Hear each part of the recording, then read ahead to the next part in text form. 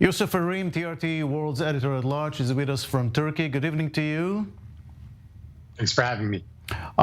Is there a new strategy, a new move, a new initiative by Erdogan in the Middle East? Well, when we look at the Middle East, it's a very dynamic and fluid situation as always.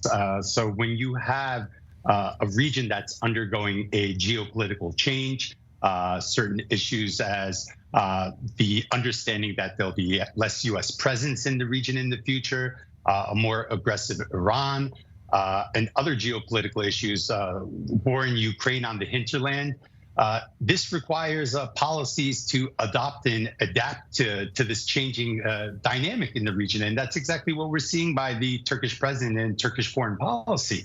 Again, as we have the Sisi on the screen right now, that's a very important and critical rapprochement between two of the most influential countries in the region that, if successful in this rapprochement, turns into a full normalization, maybe even a partnership in the future, that's going to have a lot of ramifications on the region as well. And many other countries are going to have to react and adopt and adapt some of their policies to be able to accommodate for Turkey and Egypt becoming warm to each other.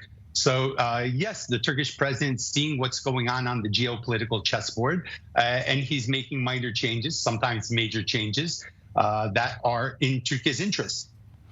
And there's the big problem of the Israeli-Palestinian issue. Now, Israeli Prime Minister was supposed to come to Turkey after Abbas this week. That may happen later. Is Erdogan interested in playing any role in the Israeli-Palestinian conflict? Well, first of all, it's going to be a very historic visit once the Israeli Prime Minister does come. From what I hear, he's had some minor health issues and it's been postponed. So hopefully that will not be canceled, but just a short postponement. But Netanyahu's visit to Ankara to meet with Turkish President Recep Tayyip Erdogan will be a huge step forward, because many people, when Netanyahu first got elected, were concerned that the Turkey-Israeli rapprochement would have either been frozen or taken a backward step. But it's held firm.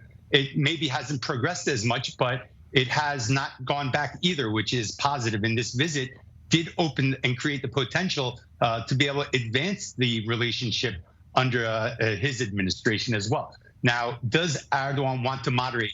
Erdogan is always open to moderating on important issues, especially issues that can be considered legacy issues. And the Palestine issue is probably the biggest legacy issue. I can tell you one thing for sure, it's not going to be easy, but we'll leave it at that. Yusuf, thank you very much.